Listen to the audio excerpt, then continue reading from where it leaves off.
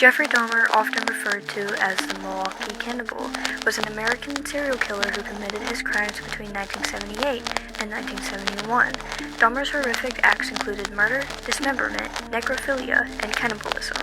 He was arrested in 1991 and later sentenced to 15 consecutive life terms in prison, where he was eventually killed by a fellow inmate.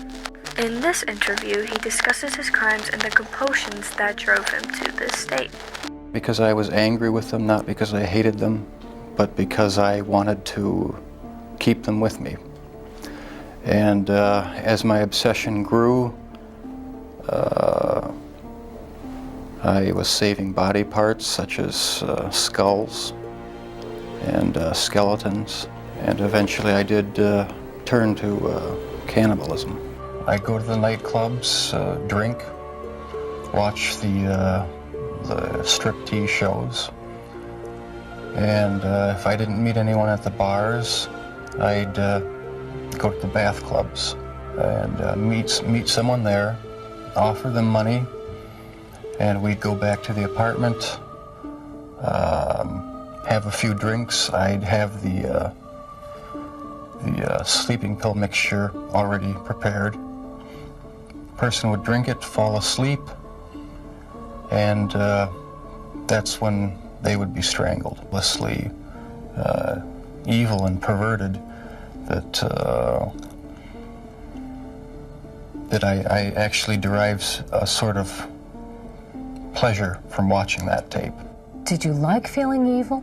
No, I didn't, but I had tried to overcome the thoughts, and it worked for a while, but eventually I gave in. Do you still feel those same urges? Do you still feel that compulsion, that obsession? I wish I could say that it just left completely, but no, there are times when I still do have the old compulsions. Having these obsessive thoughts when I was about 15 and 16, and they got worse and worse. What were your fantasies about? They were sexual fantasies of control, power, complete dominance. They became reality. Was there pleasure in that fantasy?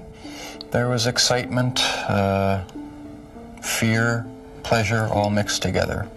I was branching out. That's when the cannibalism started, eating of the heart and the arm muscle. It was a way of making me feel that they were a part of me. At first it was just curiosity, and then it became compulsive. Then I tried to keep the person alive by inducing a zombie-like state. By injecting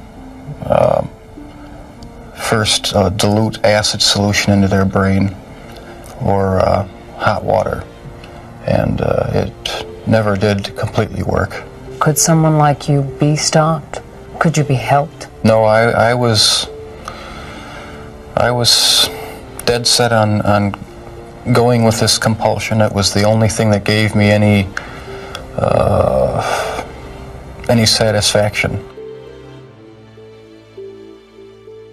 Joseph Kallinger was a serial killer who, along with his teenage son Michael, murdered 3 people and tortured 4 families during a crime spree in 1974 and 1975.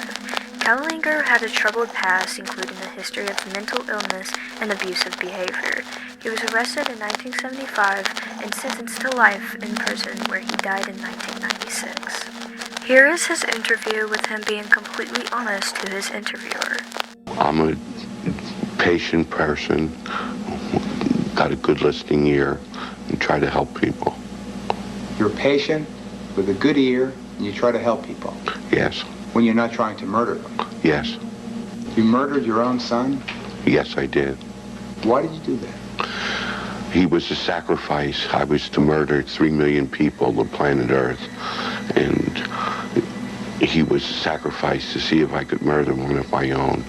At the end of murdering all the people on Earth, I was going to murder my own family and then take my own life and become God. What do you think of the death penalty? I'm opposed to it. The state has no right to take your life, but you can murder other people? I don't think anyone has a right to take a life. Except you? When I'm under hallucination, I do. These voices from God, these hallucinations, do you still experience them? Yes, I do. Often?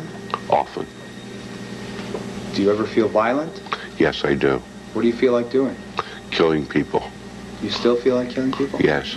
Describe the feeling that you get when you feel like killing people. Well, last March 11th, I was hallucinating, and I took a razor blade and I cut a man's throat.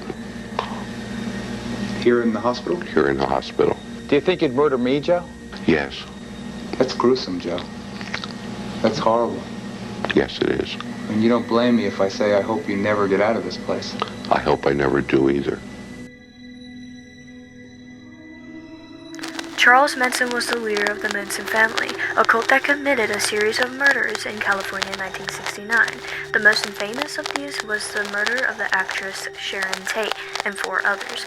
Manson preached a philosophy of helter-skelter, which he believed would lead to an apocalyptic race war.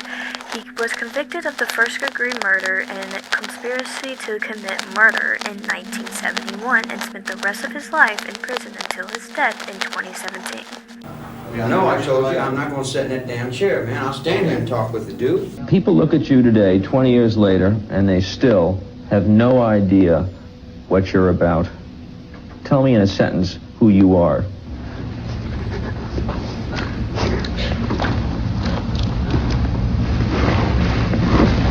Nobody. I'm nobody. I'm a tramp, a bum, a hobo. I'm a boxcar and a jug of wine. And a straight racer if you get too close to me.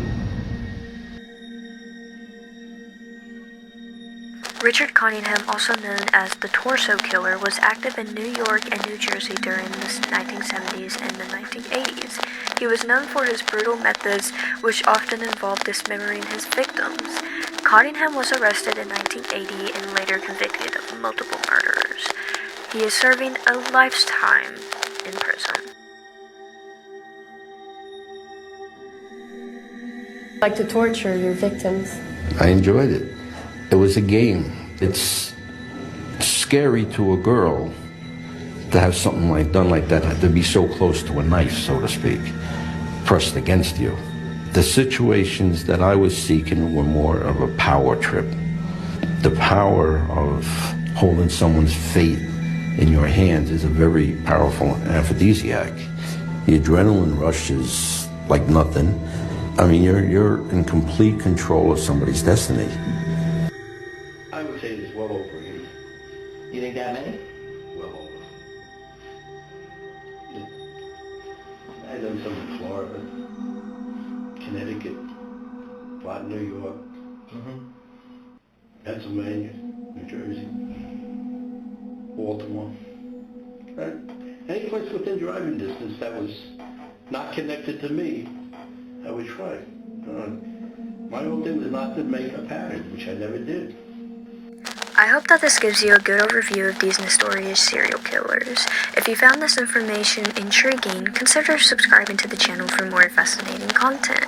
If you need any more information or have any other questions, comment down below and I will make sure to reply to your comments. With that, have a wonderful, blessed day.